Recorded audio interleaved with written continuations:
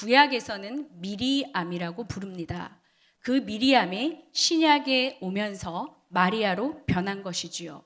마태, 마가, 누가, 요한 4복음서에만 5명의 다른 마리아가 등장합니다. 오늘 저는 여러분과 함께 그 마리아들 중에 막달라 마리아를 함께 나누어 보려고 합니다.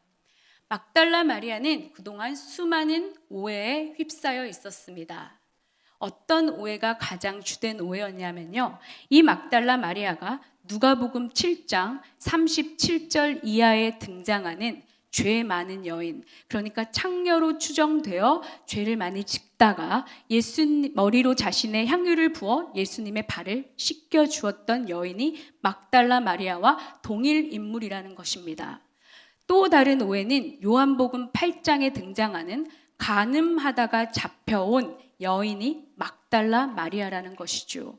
심지어 나아가 나사로와 마르다의 여동생인 베다니의 마리아도 이 막달라와 동일 인물로 추정하기도 합니다. 그러나 결국 모두가 근거 없는 이야기들입니다. 1969년 바티칸에서는 이 모든 오해가 근거 없고, 특별히 누가복음 7장에 등장하는 창녀로 추정되는 이 여인과 막달라 마리아와는 전혀 상관없는 것을 공포하고 사과하기까지 이르렀습니다.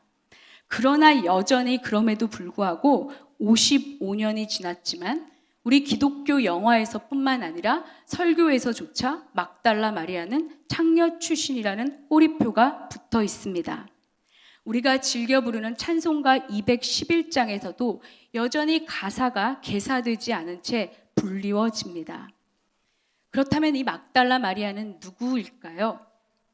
막달라 마리아가 처음 등장하는 것은 누가복음 8장 2절에서 3절입니다. 7 귀신에 들렸다가 고침을 받고 이후 자기의 모든 소유로 예수님과 제자들을 섬겼던 여인입니다. 그리고 나서 이 막달라 마리아는 계속해서 빌라도의 법정으로부터 갈보리 산의 예수님의 죽음, 그리고 예수님의 시신이 안치되는 것까지 끝까지 남아 예수님 곁에 머문 여인입니다. 어디 이뿐입니까? 향유를 가지고 예수의 무덤에 갔다가 제일 먼저 예수의 부활을 발견한 것도 이 여인이요, 이후 달려가서 부활의 첫 소식을 전한 여인도 이 여인입니다. 그래서 막달라 마리아는 성경에서 예수님의 십자가 사건과 부활이 나오는 곳에는 빠짐없이 등장합니다. 다른 여인들의 이름은 간혹 생략도 되고 무명으로 기록되기도 하지만 이 막달라 마리아만큼은 막달라라는 지역 이름까지 앞에 표시하면서 다른 이름들과 구별해 놓고 있습니다. 그리고 이 막달라 마리아가 성경에 등장할 때는 거의 예외 없이 맨 앞에 막달라 마리아의 이름을 붙입니다. 그만큼 중요하고 리더십에 있었으며 주변의 존경을 받았다는 것을 보여주는 것입니다. 그런데 우리는 이러한 막달라 마리아를 생각할 때 그렇게 큰 감흥이 없습니다. 왜냐하면 이미 성경의 모든 결론을 알고 있기 때문이죠. 그래서 저는 오늘 여러분과 함께 이 본문 속으로 들어가 막달라 마리아가 자신의 코너마다 구비마다 어떤 선택을 결정하며 어떻게 인생을 버텨냈는지를 통해 하나님이 우리에게 주시는 인생 레슨을 살펴보고자 합니다. 먼저 오늘 본문을 읽었을 때 제 머릿속에 아주 선명해지는 단어가 한 가지 있었습니다. 그래도. 막달라 마리아는 그녀의 인생의 갈림길마다 그래도라는 선택을 합니다. 오늘 제목과 같습니다. 먼저 15장 40절과 41절에서 그녀의 선택을 한번 보겠습니다. 함께 다시 한번 합독하실까요? 시작. 멀리서 바라보는 여자들도 있었는데 그 중에 막달라 마리아와 또 작은 야고보와 요새의 어머니 마리아와 또 살로메가 있었으니 이들은 예수께서 갈릴리에 계실 때 따르며 섬기던 자들이요, 또 이 외에 예수와 함께 예루살렘에 올라온 여자들도 많이 있었더라. 예수님은 돌아가셨습니다. 그러나 마지막 순간까지 그 곁에 머물렀던 사람들은 예수님과 함께 죽겠다고 호언장담했던 제자들이 아니었습니다. 이 여인들 뿐이었죠. 고작 예수님 곁에는 12명의 제자 중에 사도 요한만이 곁에 지키고 있었을 뿐입니다. 그러나 그럼에도 불구하고 막달라 마리아는 그래도 예수님 곁에 있었습니다. 40절을 보니 이들은 모두 멀리서 보았다고 기록되어 있습니다. 요한복음 19장 25절에서는 그러나 좀 기록이 다릅니다. 여자들이 십자가 곁에 있었다고 합니다. 마태복음 27장과 누가복음 23장에서는 분명히 여자들이 멀리서 있다고 하는데 요한복음 19장 25절에서는 예수님의 곁에 서 있었다. 어느 정도 가까이 있었냐면 예수님이 죽기 직전에 사도 요한에게 이 여인은 내 어머니니까 맡아달라고 하는 그 죽어가는 작은 목소리가 여인들에게 들릴 것만큼 그 정도로 가까이에 있었다는 말입니다. 이 사복음서에 각각 기록된 것으로 우리가 추정해 볼 수 있는 것은 예수님의 그 여자들은 예수님 곁에 끝까지 머물다가 군중들의 비웃음과 군중들의 폭동이 거세지자 스스로 뒤로 물러났을 수도 있고 밀려서 뒤로 빠졌을 수도 있습니다. 그러나 이것이 중요한 것이 아닙니다. 중요한 것은 이 여인들이 이러한 위험한 상황에도 불구하고 모든 제자들이 두려움 때문에 도망가고 없어진 이 상황에도 불구하고 그래도 예수님 곁에 끝까지 남아 있었다는 것이죠. 42절부터 46절에서도 마리아의 그래도의 선택은 이어집니다. 읽지는 않겠지만 42절에 보면 이날은 돼 있습니다. 이날은 예수님이 돌아가신 날입니다. 즉 안식일 전날, 즉 금요일입니다. 이때 존경받는 공회원이요 하나님 나라를 기다리는 예수의 숨은 제자 아리마대 요셉이 빌라도에게 시신을 요구합니다. 여기서 당돌하다는 헬라어는 두려움이 있음에도 불구하고 위험을 무릅쓰고 엄청난 모험을 했다는 말입니다. 그러니까 시추를 요구한다는 자체가 매우 위험천만한 일이었다는 것이지요. 그러나 빌라도가 시체를 바로 내주지 않습니다. 44절에 보니 빌라도는 예수님이 정말 죽었을까라고 의아해했다고 합니다. 왜냐하면 보통 십자가형은 2, 3일 동안 십자가에 달려서 모든 진을 뺀 후에 죽는 가장 극심한 형틀이 바로 십자가입니다. 그런데 예수님은 금요일 오전 9시에 십자가에 달리셔서 오후 3시에 돌아가십니다. 6시간 만입니다. 그만큼 그 전에 고문이 심했다는 뜻일 수도 있고요. 이제 현대의학의 현대 파일에 보면 예수님이 이미 만신창이가 된 상태에서 십자가에 달려 못 박혀 죽었고 6시간 동안 고통을 받다가 심장 파열로 죽었다는 기록이 있습니다. 왜냐하면 심장 파열로 죽은 사람의 특징은 물과 피가 분리되어 나오는데 예수님의 옆구리를 찔렀을 때 물과 피가 분리되어 나왔다고 성경은 기록하기 때문입니다. 이렇게 예수님이 6시간 만에 돌아가신 것을 확인하고 빌라도는 시체를 내줍니다. 이후 요한복음 19장 39절에서는 예수님의 또 다른 숨은 제자 니고데모가 침량과 몰약을 섞은 백근을 가져와 예수님의 시체에 넣습니다. 요셉과 니고데모 그리고 여인들이 예수님의 숨은 제자들이었습니다. 이제 숨은 제자들의 반격이 시작된 것이죠. 왜 이렇게 했을까요? 이들이 예수님으로부터 어떤 보상이나 기대를 바랬기 때문일까요? 그동안 12제자들 때문에 예수님 곁에 갈 수도 없었는데 이제는 12제자들이 다 사라지니까 이제야말로 예수님 곁을 꿰찰 생각이라는 얄팍한 기대 때문이었을까요? 전혀 아닙니다. 46절은 돌로 문을 막았다고 되어 있습니다. 이 말은 이제 끝났다는 말입니다. 그토록 믿었던 예수님이 기적과 표적을 행하면서 내가 원하는 모든 것을 해줄 것 같았던 그 예수님이 그 곁에만 있어도 콩고물이 떨어질 것 같던 그 예수님이 이제는 죽었다는 말입니다. 나의 모든 기대와 소망이 과거 시제가 되었다는 말입니다. 이제는 더 이상 아무것도 손에 잡힐 수도 무언가를 기대할 수도 없었던 상황이라는 겁니다. 산산조각 난 것이지요. 이렇게 아무것도 기대할 수 없는 순간에서도 그래도 마리아는 끝까지 예수님 곁에 남습니다. 예수님이 살아계실 때 예수님 곁에 머문다는 것은 영광입니다.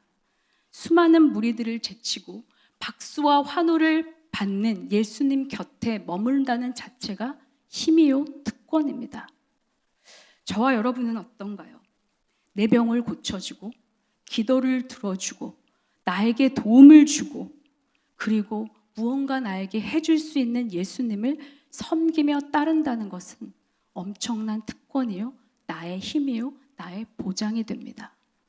그러나 아무것도 해줄 수 없는 상황에서 오히려 예수를 따른다는 것이 창피하고 부끄럽고 위협이 되는 이 상황에서 우리는 어떻게 할까요?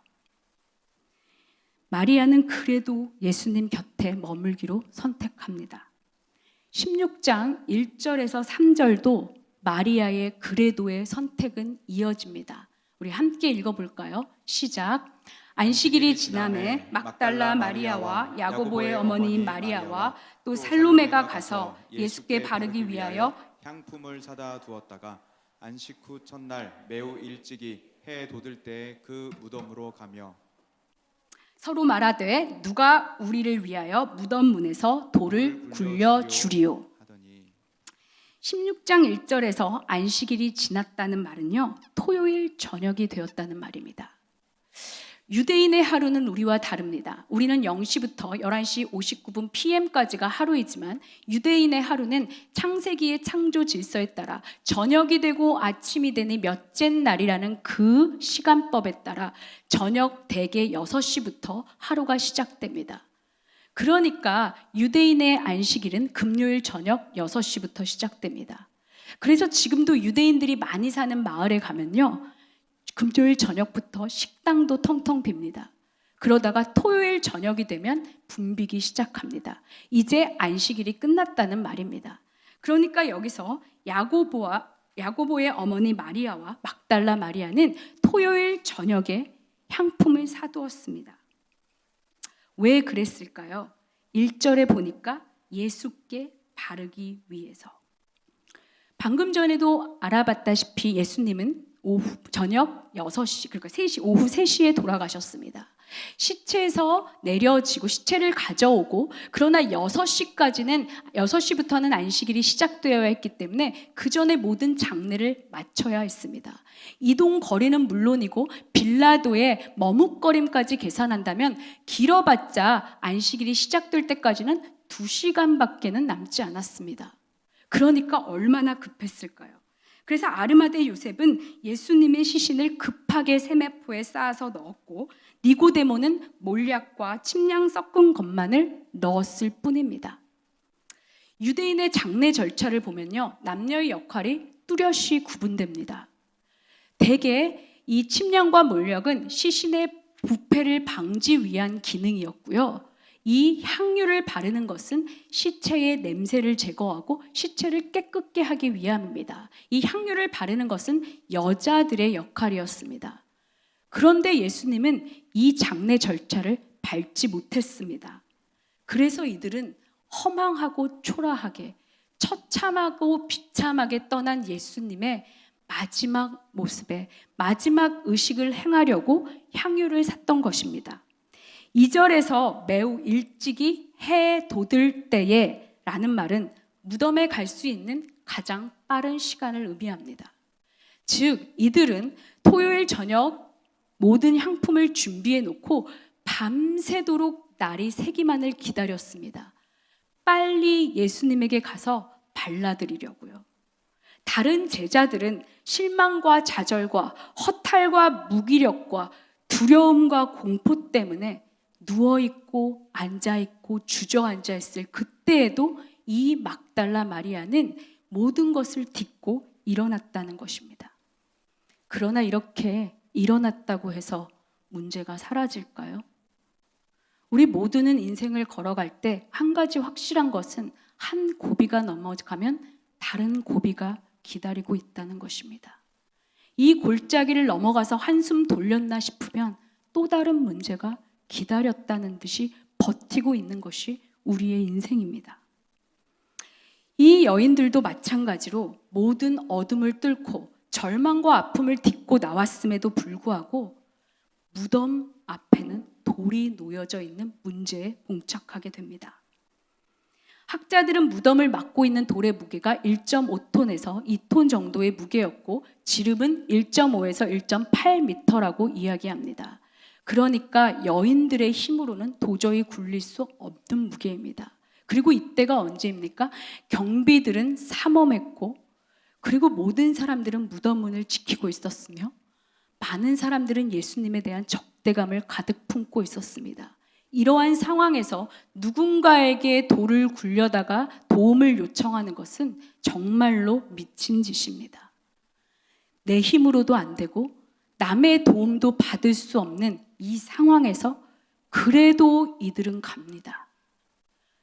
분명 혹시나가 역시나가 될 텐데 그래도 이들은 포기하지 않고 일어납니다. 우리의 인생에도 이럴 때가 있습니다. 뭔가는 해봐야 하는데 도무지 될 것 같지 않을 때. 분명 과거는 후회가 됩니다. 우리의 현실도 만족함이 없습니다. 그러나 뭔가 해보자니 과연 내 미래가 달라질까? 라는 두려움이 엄습해서 시도조차 못할 때가 있다는 것입니다. 그러나 두려움을 뚫고 그래도 일어나야 합니다. 아무리 해도 될 것 같지 않아 주저앉아만 있으면 정말 아무 일도 일어나지 않습니다. 내 자신과 능력과 가정과 건강과 나이와 경력과 경제력을 탓하고 점점 치닫는 경제적 양극화를 택하며 난공불락과 같은 성과 같은 이 사회의 불평등 구조만을 탓한다고 일이 해결되지 않습니다. 아무런 가능성이 보이지 않아도 그래도 일어나 내일을 준비해야 합니다. 그래도 기도해야 하고 그래도 말씀을 봐야 합니다. 이 상황에서 말씀 본다고 달라지나? 기도한다고 떡이 나와?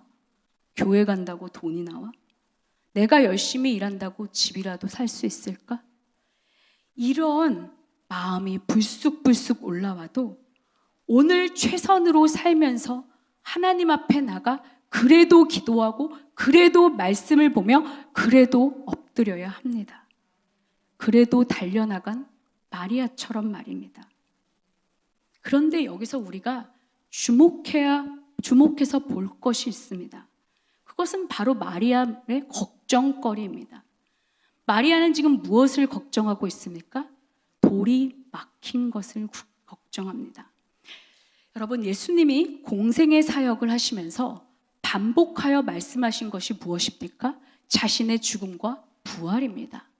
제가 신기해서 찾아봤더니요, 마태, 마가, 누가, 요한 네 복음서에 각각 3번씩 죽음과 부활이 기록되어 있습니다. 3번입니다. 절대 잊어먹지 말고 꼭꼭 기억하고 믿어라는 의미입니다. 마태복음 27장 63절에서 보면 예수님을 고소하고 못 박은 자들은 이 말을 기억하고 무덤을 지킵니다. 그러나 예수를 사랑한다고 죽도록 따랐던 마리아는 이것을 기억하지 못합니다. 예수님의 치유를 이미 그녀는 경험했습니다. 수없이 따르면서 예수님의 기적의 현장을 목도했습니다. 그러나 그건 과거입니다. 지금 내게는 힘이 없습니다. 예수님이 죽었을 때 나의 믿음도 죽었습니다. 죽은 믿음, 죽은 소망, 죽은 말씀, 죽은 약속이 된 것입니다. 마리아의 모습과 우리들의 모습이 오버랩되지 않습니까? 이미 우리는 구원의 기적을 경험한 사람들입니다. 우리 인생을 돌아보면요, 인생의 고비고비마다 어려움들이 가득했지만, 아픔도 있었지만, 우리는 수많은 응답과 체험을 가지고 여기 이 자리까지 온 사람들입니다. 그때 그랬지. 예수님이 해주셨어. 그러나 내 능력 밖의 문제가 쓰나미처럼 계속 내게 물려오면 그때는 그때가 됩니다. 그냥 이 문제는 내가 지금 근심과 걱정으로 꽉 껴안고 아파하고 속상하고 우울해해야 할 문제라는 것입니다. 마치 이스라엘 백성이 수많은 기적을 체험하고도 문제만 생기면 불평과 원망을 쏟아내면서 하나님이 우리를 사랑하지 않나 봐, 하나님이 더 이상 인도하지 않나 봐 라며 뒤로 물러났던 것이 바로 우리의 모습이라는 것입니다. 분명 예수님을 사랑합니다. 사랑하지 않는 것이 아닙니다. 그런데 말씀을 기억하지 못하니, 걱정이 많고 믿지 못하니 근심이 우리를 압도해 옵니다. 결국 우리의 근심과 걱정은 마리아처럼 말씀의 망각과 불신에서 비롯된다는 것입니다. 마리아가 예수의 부활을 기억하지도 못하고 믿지 못해서 돌에 대해 염려했습니다. 믿지 못하고 기억하지 못하니 향유를 산 것입니다. 우리 역시 말씀에 대한 망각과 불신으로 무익하고 불필요한 걱정으로 우리의 시간을 낭비합니다. 말씀을 기억하고 믿는다면 모두가 불필요한 근심이요 걱정들입니다. 너희를 향한 나의 생각은 재앙이 아니라 평안이라 하셨습니다. 모든 것이 합력하여 선을 이룬다고 하셨습니다. 그러나 문제가 앞에서 우리는 마치 나의 인생의 결론이 재앙인 것처럼 우울해하고 걱정합니다. 모든 상황들이 나에게 반대하고 불리하게 돌아가는 것 같아 마음이 아픕니다. 그래서 근심과 염려에 마음을 내주고 절망과 낭망에 무릎을 꿇고 슬픔과 우울에 우리 영혼을 잠식해버립니다. 그러나 그럴 때일수록 나와야 합니다. 그래도 나와야 합니다. 느슨해진 기도의 끈을 다시 부여잡고 느슨해진 말씀이라는 나사를 다시 조여내며 주님 앞으로 그래도 나와야 합니다. 그럴 때 어떤 일이 일어납니까? 4절입니다. 함께 합독할게요. 시작. 눈을 들어본즉 벌써 돌이 굴려져 있는데 그 돌이 심히 크더라. 4절에서는 돌의 크기가 강조됩니다. 큰 게 아니라 심히 크더라. 그러니까 별 기대 없이 소망 없이 그래도 반복하여 나오다 보니 돌이 어느새 없는 것입니다. 나의 염려와 근심거리가 벌써 사라지고 없다는 것입니다. 그런데 여기서 궁금한 점이 생기지 않습니까? 하나님이 왜 돌을 옮기셨을까요? 예수님은 그 돌과 상관없이 나올 수 있는 분입니다. 요한복음 20장 19절과 누가복음 24장 36절에 보면 예수님은 부활의 몸으로 문이 닫혀진 곳에서 문을 뚫고 그대로 들어오십니다. 이 말은 돌을 옮길 이유가 전혀 없다는 것입니다. 저는 묵상하면서 이 부분이 해결이 안 되더라고요. 그러나 예상외로 본문에 답이 있었습니다. 바로 3절인데요. 누가 우리를 위하여 돌을 굴려주리로. 누가 우리를 위하여. 여인들이 기도한 것이 아닙니다. 돌 때문에 이 돌을 옮겨주세요 하고 금식한 것이 아닙니다. 이들은 그저 이 문제에 대해서 서로에게 하소연하면서 대화하며 달려온 것뿐입니다. 그런데 하나님은요, 그래도라며 달려온 이들의 대화 소리조차 들으시고 이것을 하나님을 향한 간구로 바꾸어 주셔서 이 돌을 그들을 위하여 치워주신 것입니다. 그럴 이유가 없는데 말입니다. 예수님을 사랑하는 마음으로 마리아를 위해 그렇게 하실 필요가 없는데도 불구하고 그래도 해주신 것입니다. 예수의 세심한 배려요, 사랑입니다. 우리가 기억하지 못해도 믿지도 못해도 이들에게 빈 무덤을 직접 확인시켜 주시려는 하나님의 눈높이 교육입니다. 그런데 여기서 더한 일이 벌어집니다. 그럼에도 불구하고 여기까지 왔는데 시체가 없어진 것이죠. 우리에게 이런 일은 없습니까? 겨우 그래도 주님 앞에 나왔습니다.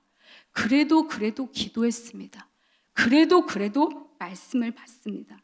그런데 땅 이제 게임 끝. 절망이라는 결론이 우리 앞에 놓여져 있습니다. 마리아는 그래서 그 자리에서 웁니다. 그러나 여기가 끝이 아닙니다. 인간의 그래도는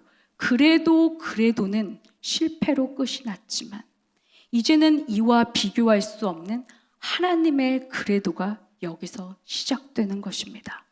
우리 요한복음 20장 13절에서 15절 세 절을 함께 합독하시겠습니다. 시작. 천사들이 이르되 여자여 어찌하여 우느냐 이르되 사람들이 내 주님을 옮겨다가 어디 두었는지 내가 알지 못함이니이다. 이 말을 하고 뒤로 돌이켜 예수께서 서 계신 것을 보았으나 예수이신 줄은 알지 못하더라.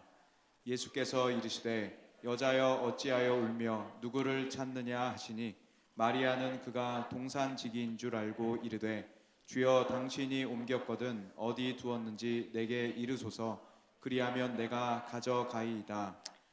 여기서 천사와 예수님이 마리아에게 왜 우냐고 물을 때에 울다라는 단어는 그냥 우는 cry가 아닙니다. 제가 이것을 스트롱 원어 사전에서 찾아보니까요, wail aloud라는 단어를 썼습니다. 이 wail이란 말은 어떨 때 쓰는 말이냐면요, 불자동차가 이제 급해 빨리 길을 비켜 크게 삐뽀삐뽀 소리를 내면서 달려갈 때 쓰는 단어입니다. 여기에 아주 크게라는 aloud라는 단어가 붙여진 것이죠. 그러니까 마리아는 통곡을 한 것입니다. 엄청나게 큰 소리로 울었다는 것입니다. 여기 어찌하여라는 단어가 13절과 15절에 두 번 쓰였는데요. 이것은 수사학적인 질문입니다. 그러니까 너가 왜 우는지, 왜 통곡하는지 모르겠다는 의미입니다. 천사와 예수님이 정말 몰라서 물으셨을까요? 아닙니다. 그게 아니라 너가 왜 이제 그렇게 우는지, 통곡하는지 나는 이해할 수가 없다는 예수님의 말씀입니다. 예수님이 이해심이 없어서일까요? 왜 이런 질문을 하고 계실까요? 저는 이 본문을 묵상하다가 세 가지를 발견했습니다. 도대체 예수님은 이 질문을 통해 마리아와 우리에게 무엇을 말씀하고 싶어 하실까? 첫째, 실제가 아닌 허상을 잃었다고 울지 마라. 그게 울 이유가 아니다. 그것은 울 이유가 못 된다는 것입니다. 마리아가 여기까지 온 것은 시체 때문이었습니다. 지금 마리아가 찾고 있는 것은 예수님의 죽은 시체입니다. 그녀는 지금 자기의 과거와 경험 속에 예수님을 찾고 있습니다. 경험 속에 고정되고 과거 속에 박제되고 이성 속에 가두어두고 자기 머릿속에 죽었다고 결론 내려진 인간 예수, 스승 예수를 찾고 있다는 것입니다. 그러나 하나님이 준비하신 것은 무엇입니까? 살아계신 하나님이신 예수입니다. 그런데 마리아는 이 시선을 갖지 못합니다. 계속하여 시체만을 찾고 있습니다. 그러니 예수의 질문은 이런 의미입니다. 마리아야, 너는 왜 허상만을 찾고 있니? 왜 잃어버린 것에만 집중하니? 왜 나를 여기에만 가두어 두고 있니? 더 좋은 것이 살아계신 예수, 하나님이 바로 너 앞에 살아계시는데 라는 말입니다. 그러나 마리아는 여전히 과거의 경험과 기억, 이성과 논리라는 사고의 틀 속에서 살아계신 예수님을 볼 눈도, 그 말씀을 들을 귀도, 빈 무덤을 파악할 영적 센스도 잃어버렸습니다. 우리 역시 이렇게 갇혀 있습니다. 우리는 여전히 실제가 아닌 허상을 찾습니다. 예수님을 믿지 않는 게 아닙니다. 예수님을 사랑합니다. 그러나 우리 역시 허상이 사라질 때 슬퍼하고 옵니다. 나의 모든 노력이 물거품 될 때, 나의 건강이 이뤄질 때, 내가 바라던 승진이 좌절될 때, 나는 고생해도 내 자식만은 고생시키지 말아야지 하며 기대하고 키웠던 내 자식이 엇나갈 때, 함께 꿈을 꾸며 내일을 준비하던 사람과의 관계가 깨졌을 때, 그렇게 내가 온 마음을 다해 힘썼던 것이 연기가 되어 날아버릴 때 우리는 옵니다. 내가 그걸 잡기 위해 여기까지 왔는데, 그러나 그것은 실제가 아닌 허상입니다. 우리는 그렇게 가변적이고 찰나적이며 썩고 냄새나는 것에 매여 거기에 썩어질 것에 향유를 붓겠다고 아둥바둥 사는 것이 우리의 인생이라는 것입니다. 영원하지도 않고 불변하는, 근데 그것을 불변하는 것이냐, 내 생을 거기에 걸고 삶의 의미를 부여합니다. 그러다 그것이 좌절되고 꺾이고 부서지고 날아가면 슬픔과 아픔에 매여 좌절하고 우울감에 빠져듭니다. 울고 있는 저와 여러분을 향해 주님은 이렇게 말씀하시는 것입니다. 왜 울고 있니? 무엇을 찾고 있길래 울고 있니? 그러나 이것은 예수님의 질책이 아니라 격려요, 꾸짖음이 아니라 위로입니다.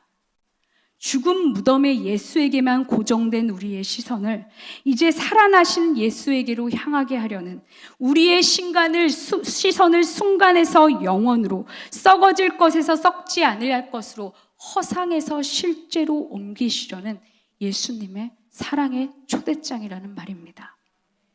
두 번째 이 질문은 예수님 없이 어떤 결론도 내리지 말라는 것입니다.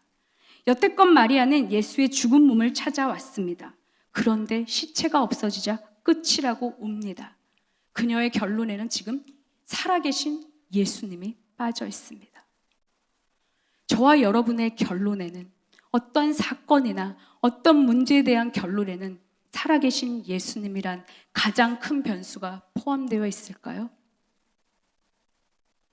인생의 가장 큰 변수, 세상의 가장 큰 변수는 예수 그리스도였습니다. 여전히 이 세상을 다스리시고 만유해 주시며 만왕의 왕이시며 살아계셔서 우리의 작은 신음에도 응답하시는 주님이십니다. 우리는 그분께 기도하고 있고, 우리는 그분의 손을 잡고 인생을 걸어가고 있습니다. 우리는 그 하나님의 말씀을 이루며 사는 하나님의 사람입니다. 그러나 우리의 모든 결정과 우리의 모든 문제의 결론에는 하나님이라는 인생의 가장 큰 변수가 있을까요? 예수님은 이 질문을 통해 우리에게 묻고 계십니다. 지금 너의 좌절이 결론이 아니다. 넘어지니 실패가 아니야. 상실이 끝이 아니야. 겨우 1막이 끝났을 뿐인데 왜 울어? 웃어야지. 라며 우리에게 말씀하고 계시는 것입니다. 세 번째, 예수님은 이 말을 통해 사실이 아닌 감정과 상황에 매여 판단하지 말라는 것입니다. 예수님의 질문은 이것입니다. 마리아야, 팩트는 말이다. 네가 팩트 체크를 해야 되는 것은, 너가 찾는 예수는 그가 말씀하신 대로 이미 살아나셔서 여기 너의 눈앞에 서 있어. 그런데 너는 감정과 상황과 환경과 정황과 네 느낌과 촉에 매여서 너는 여전히 나를 보지 못하고 있구나. 너는 지금 팩트보다 감정에 매여서 모든 것을 판단하고 있구나 라고 말씀하시는 것입니다. 저와 여러분은 어떻습니까? 팩트는요, 우리가 상황을 분석하는 우리의 논리가 아닙니다. 우리가 느끼는 감정이 아니라 우리의 예상이 아닙니다. 팩트는 오직 살아계신 하나님의 말씀입니다. 하나님은 이 질문을 통해 우리에게 이렇게 말씀하고 계시는 것입니다. 너희를 향한 나의 약속의 말씀이 죽지 않고 살아서 움직이는데 너는 왜 상황과 환경에 매몰되어 있느냐? 팩트를 체크해보라 라고 우리에게 권면하시는 하나님의 따뜻한 음성이라는 것입니다. 말씀을 맺겠습니다. 저와 여러분도 오늘 마리아처럼 그래도 여기까지 버티고 온 사람들입니다. 그러나 우리의 그래도는 언제나 한계점에 도달합니다. 그러나 그때가 바로 예수님의 그래도를 만날 차례입니다. 우리가 허상이 사라지는 현장에서 예수님은 실제로 나타나십니다. 우리의 끝이 비로소 시작이 되는 것입니다. 우리가 무엇 때문에 낭망하고 절망하며 그래도 버티다가 우리의 무릎이 꿇어지고 절망과 상실에 우리의 마음을 내어줍니까? 우리는 겨우 이제 1막이 끝났을 뿐입니다. 마리아처럼 말입니다. 이러한 역전이 바로 그리스도 십자가 옆에서 그리고 무덤에서 경험하는 고난의 신비요 부활의 영광입니다. 그래도의 절정판인 하나님이 그래도라며 여기까지 버텨낸 우리의 인생에게 주실 반전의 선물이요 하나님의 역전국이라는 말입니다. 오늘 우리 여기까지 그래도 나온 저와 여러분에게 하나님은 물으십니다. 왜 슬퍼하냐? 왜 울고 있냐? 이것은 질타가 아닌 위로요, 꾸짖음이 아닌 격려요. 우리를 다독이시며 우리의 시선을 다시 찰나에서 영원으로 이끌어 가시는 하나님의 초대장입니다. 우리 함께 이 찬양을 하시면서 하나님의 위로와 격려의 음성을 듣기를 원합니다.